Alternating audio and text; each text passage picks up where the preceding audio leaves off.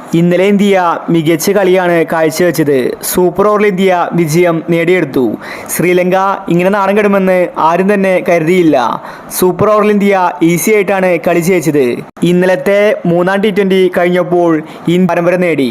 ഇന്നലെ കളി ജയിച്ച് സൂര്യകുമാർ ട്രോഫി വാങ്ങിച്ചത് കാര്യമാണിപ്പോൾ സോഷ്യൽ മീഡിയയിൽ ട്രെൻഡിങ് ആയിരിക്കുന്നത്.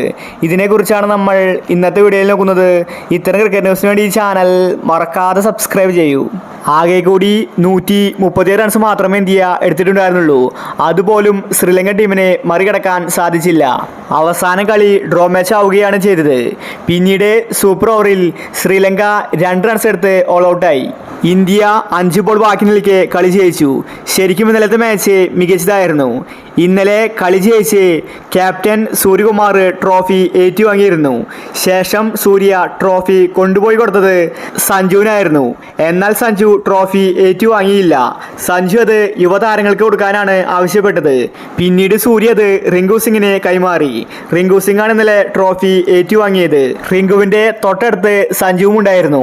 എല്ലാവരും ഒരുപോലെ സെലിബ്രേഷൻ നടത്തി. സൂര്യകുമാർ എപ്പോഴും സഞ്ജുവിനെ സപ്പോർട്ട് ചെയ്യുന്ന താരമാണ്.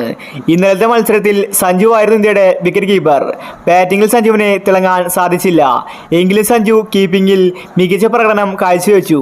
സൂര്യകുമാർ എല്ലാ കാര്യങ്ങളും ചർച്ച ചെയ്തത് സഞ്ജുവിനോടായിരുന്നു. സഞ്ജുവിൻ്റെ ക്യാപ്റ്റൻസി സൂര്യയ്ക്ക് കൃത്യമായിട്ട് അറിയാം. അതുകൊണ്ടാണ് കാര്യങ്ങൾ സഞ്ജുവിനോട് ചോദിച്ചറിഞ്ഞത്. സഞ്ജു കീപ്പറാകുമ്പോൾ ടീമിന് പ്രത്യേക ഊർജം വരുന്നുണ്ട്. ഇന്നലെ ലാസ്റ്റ് ഓവറിൽ സഞ്ജു ഒരു ക്യാച്ച് എടുത്തിട്ടുണ്ടായിരുന്നു. സൂര്യ ഔട്ടല്ലെന്ന് വിചാരിച്ചെങ്കിലും സഞ്ജു അത് ഔട്ടാണെന്ന് ആവശ്യപ്പെട്ടു. പിന്നീട് റിവ്യൂ നോക്കിയപ്പോൾ അത് ഔട്ടായിരുന്നു. എന്തായാലും T20 പരമ്പര അവസാനിച്ചിരിക്കുകയാണ്. ഇനി അങ്ങോട്ട് ഏകദിനമാണ്. അതിൽ സഞ്ജുവിനെ എടുത്തിട്ടില്ല. അപ്പോൾ ഇത്തരം ക്രിക്കറ്റ് ന്യൂസിന് വേണ്ടി ഈ ചാനൽ മറക്കാതെ സബ്സ്ക്രൈബ് ചെയ്യൂ.